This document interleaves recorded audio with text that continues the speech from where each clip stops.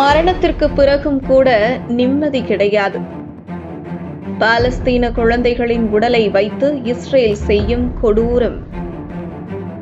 காசாவில் கடந்த ஓராண்டிற்கும் மேலாக இஸ்ரேல் அறிவிக்கப்படாத இனப்படுகொலையை நடத்தி வருகிறது.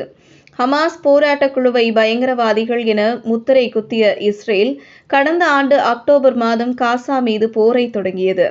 ஆனால் இன்று வரை இஸ்ரேல் ஆக்கிரமிப்பு படையின் தொடர் தாக்குதல்களுக்கு அதிகளவில் பலியாகி இருப்பது என்னவோ பச்சிளம் மற்றும் வளர் இளம் பருவ குழந்தைகள்தான். அதுவும் பாலஸ்தீன குழந்தைகளை இஸ்ரேல் ஆக்கிரமிப்பு படையின் ட்ரோன்கள் குறிபார்த்து சுட்டுக் கொள்வதாகவும், படுகாயமடைந்த குழந்தைகள் மருந்து கிடைக்காமல் மெல்ல மெல்ல சாவதை வேடிக்கை பார்ப்பதாகவும் அங்கு சேவையாற்றிய மருத்துவர்கள் ஐநாவிடம் கதறி வருகின்றனர். காசா குழந்தைகள் மீது நடத்தப்படும் இனப்படுகொலைக்கு உலக நாடுகள் கண்டனம் தெரிவித்து வருகின்றன. இந்த நிலையில் இறந்த குழந்தைகளின் உடலை வைத்துக்கொண்டு இஸ்ரேல் செய்து வரும் கொடூரமான காரியம் அம்பலமாகியுள்ளது. கடந்த செவ்வாய்க்கிழமை ஆக்கிரமிக்கப்பட்ட கிழக்கு ஜெருசலேமில் உள்ள ஓமர் ஹுசாம் யாக்கூப் ஷூஹைசி என்ற 15 வயது சிறுவன் சுட்டுக் கொல்லப்பட்டான். அப்பகுதியில் குடியேறிய இஸ்ரேலைச் சேர்ந்த தனியார் செக்யூரிட்டி நிறுவனத்தைச் சேர்ந்த நபர் அந்த சிறுவனை சுட்டதாக தெரிகிறது. உடனடியாக அங்கு விரைந்து வந்த இஸ்ரேல் ராணுவ அதிகாரிகள் சிறுவனின் உடலை கைப்பற்றிச் சென்றதாக கூறப்படுகிறது.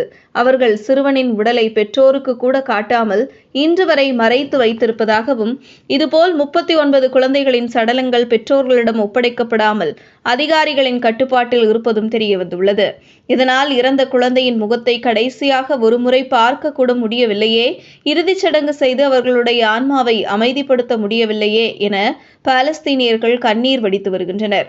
ஆக்கிரமிக்கப்பட்ட ஜெருசலேமில் இதுவரை 171 பாலஸ்தீன குழந்தைகளை அங்கு குடியேறிய இஸ்ரேலியர்கள் மற்றும் ஆக்கிரமிப்பு படை வீரர்கள் கொன்றிருப்பதாக தகவல்கள் வெளியாகியுள்ளது குறிப்பிடத்தக்கது.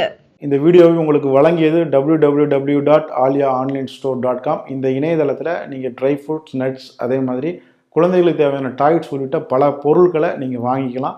ஒரு தடவை இந்த இணையதளத்தை விசிட் பண்ணி பாருங்கள்.